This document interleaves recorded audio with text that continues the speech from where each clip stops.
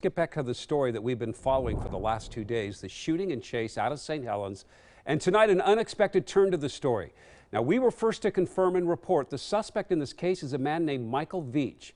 Investigators had looked at his possible connection to the murder of a Cowlitz County Sheriff's Deputy Justin DeRozier back in April. They wanted to know if Veatch tipped off the shooter. Well, yesterday's deadly encounter started at a gas station in St. Helens where witnesses say Veatch threatened an employee with a gun. Then they say he fired shots in a neighborhood as he drove away in his truck. The police chase ended north of St. Helens where he ran off. Investigators say St. Helens police used force that resulted in his death. Jennifer Dowling talked to Veatch's girlfriend and brother tonight, a man named Matthew Veatch. She's live in Kalama with what they're saying about his mental state at the time of all this. Jennifer? Well, yeah, they tell me that it wasn't good and it had slowly been going downhill. Although Michael wasn't actually at the scene when the deputy was shot, he was helping Brian Butts, the accused shooter, prior to that fix a motorhome. So there was a cloud of suspicion, according to his family and friends, over him regarding that shooting. His brother tells me he went to Kalama High School behind me. He says he was very close with his brother and he says this death was senseless. And he texted me again and he said, no, everything I did every day was for you. That was that.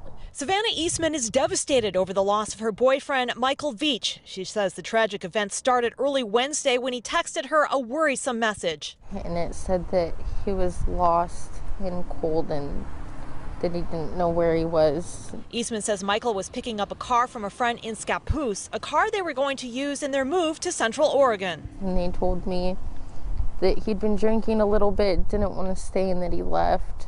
She called his brother Matthew, who finally got in touch with him by phone. He told he'd rolled his truck. Find a store name, find something so I could GPS where you're at. That store wound up being the Chevron station where he's accused of pointing a gun at an employee, then shooting out the windows. Maybe 2 minutes after I got there, I see his definitely totaled truck driving by with 2 sheriffs on them. So I pulled out behind them and followed them back down Highway 30. By that time, Michael was out of his truck and texting Savannah. He texted me and he said, I'm gonna die, I love you very much. He said, you're not gonna die. I said, I'm on my way, just don't do anything bad. I heard gunshots.